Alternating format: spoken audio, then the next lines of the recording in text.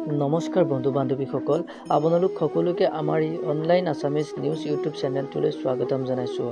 আজি মই আপোনালোকক জনাম নৰৱে দেশখনৰ কিছুমান আজব গজব তথ্যৰ বিষয়ে। নৰৱে ইউৰোপৰ এখন সৰু আৰু আটাইতকৈ ধুনীয়া দেশ।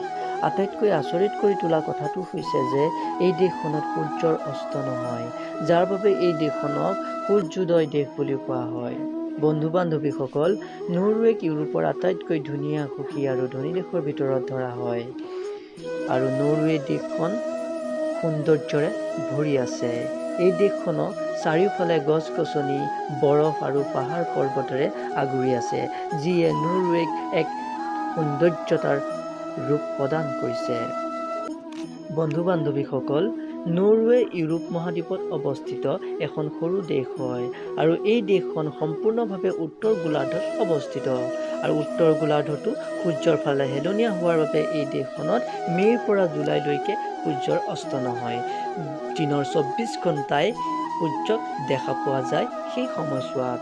গ্ল'বেল পিচ ইণ্ডেক্সৰ মতে নৰৱে বিশ্বৰ 11 নম্বৰ আটাইতকৈ শান্তিপ্ৰিয় আৰু সুখী দেশ হিচাপে গণ্য কৰা হয়। এই দেশখনত সংঘটিত হোৱা অপৰাধৰ মাত্ৰা 4%তকৈও কম। নৰৱে জেল বিশ্বৰ আটাইতকৈ ভাল জেল হিচাপে ধৰা হয়, য'ত অপৰাধীক জেইলত ইণ্টাৰনেট, টিভি আৰু বহুতো আউটডোৰ স্পৰ্টছ আৰু অন্যান্য সুবিধা প্ৰদান কৰা হয়। এই দেশখনৰ ৰাজধানী হৈছে অশ্লো চহৰ। নৰৱেত শিক্ষিতৰ সংখ্যা প্ৰায় 99%, যিটো আন দেশতকৈ বহুতেই বেছি হয়। আৰু নৰৱে এনেকুৱা এখন দেশ যিখন দেশে প্ৰথম বা দ্বিতীয় কোনো যুদ্ধতে ভাগ লোৱা নাছিল আৰু দ্বিতীয় বিশ্বযুদ্ধৰ সময়তো এই দেশখনত 10 জন পুলিচ অফিচাৰহে মাত্ৰ মৃত্যু হৈছিল। নৰৱেত কোনো নাগৰিকে নিজৰ ইনকম লুকুৱাই ৰাখিব নোৱাৰে, কিয়নো এই দেশখনৰ টেক্স ডিপাৰ্টমেণ্টে প্ৰত্যেক নাগৰিকৰ ইনকম নিজৰ ৱেবছাইটত দি দিয়ে। নৰৱেত অৱস্থিত লেটেল টানেলক বিশ্বৰ আটাইতকৈ দীঘল সুৰংগৰ ৰাস্তা বুলি ধৰা হয়। নৰৱে ইউৰোপৰ এখন বৃহৎ তেল উৎপাদন কৰা দেশ হয়, তথাপি ইয়াত পেট্ৰলৰ দাম বিশ্বৰ আটাইতকৈ বেছি হয়।